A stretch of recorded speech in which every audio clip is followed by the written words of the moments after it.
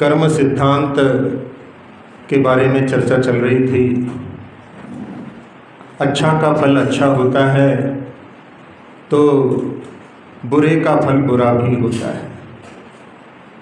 एक व्यक्ति अपने मित्र के साथ एक दुकान पर पहुंचा और उसने 10 किलो गेहूं खरीदे।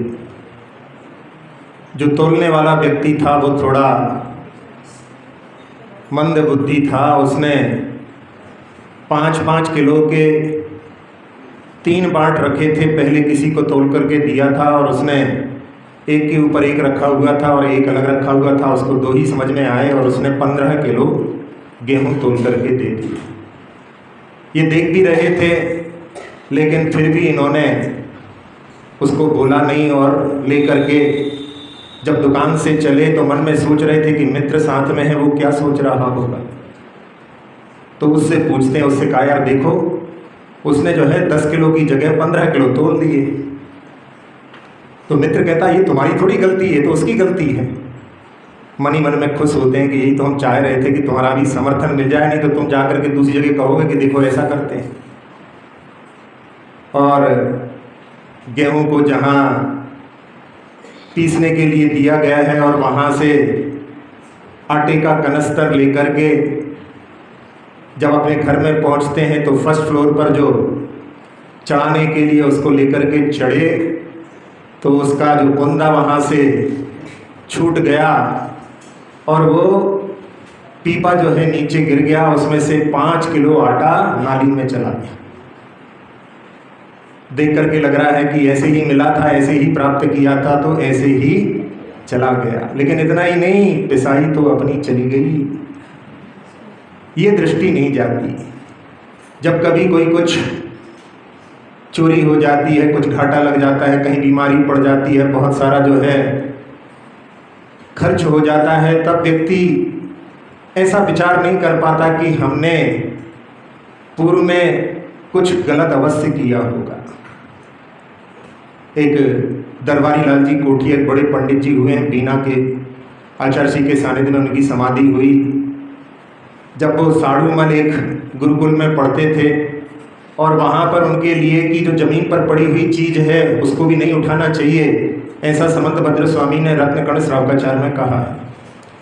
लेकिन जब वो अपने घर पहुँचे और निकलते समय उनको एक कोई सिक्का नीचे दिखाई दे गया और उन्होंने उसको पहले तो कि ये सुना है, फिर बाद में कहा कि अपन मंदिर में डाल देंगे। उसको उठा लिया और अपने कुर्ते की जेब में रख लिया। घर गए, जब मंदिर जाने लगे तो दूसरा कुर्ता पहन करके चले गए और 2-3 दिन बाद जब हाथ डाला तो उसमें कह रही है तो सिक्का उस दिन मिला था, अपन ने सोचा था मंदिर में डाल देंगे, फिर बाद में अभी ज़रूरत है कुछ खर्च करने की तो उसको अपने ही काम के लिए खर्च कर दिया। और जब वो वापस अपने घर पर लौटे तो जहाँ जाते समय एक धोती को सूखने के लिए टांग करके गए थे और आकर के देखा वो चोरी हो चुकी थी।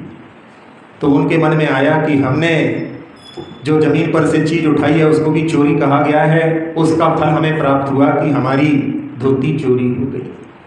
तो ये दृष्टि उनकी गई और उन्होंने उस समय में ऐसा संकल्प कर लिया कि अब हम कभी भी अपने जीवन में चोरी नहीं करें।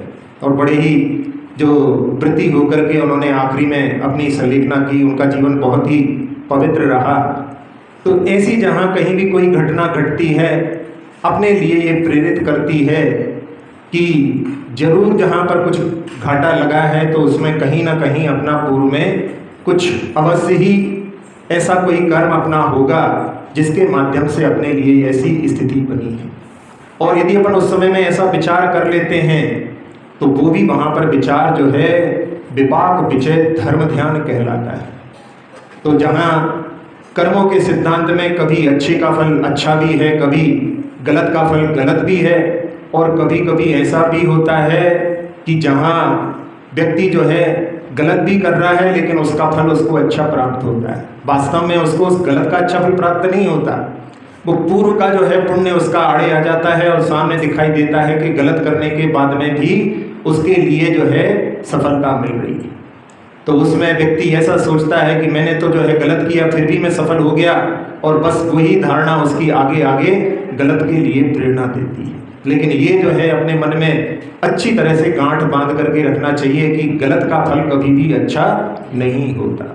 यदि अपनी ऐसी धारणा रहे तो अपन कभी भी जो है गलत कार्य करने के लिए प्रेरित नहीं होंगे। लेकिन उस समय में तात्कालिक जो लाभ दिखाई देता है वो वहाँ पर अपने लिए ऐसा लगता है कि अरे कौन जो है कर्म सिद्धांत है, कहाँ किसको कोई फल मिलता है, ऐसी दृष्टि यदि उत्पन्न हो जाती है तो व्यक्ति उस पाप के गर्त में उतरता जाता है। लेकिन जहाँ कहते हैं कि दगा किसी का सगा नहीं होता, वो कभी ना कभी तो जो है प्रकट होता है और उस समय में व्यक्ति जो है फिर बाद में पछताता है, लेकिन जब तक सब कुछ हाथ से निकल जाता है।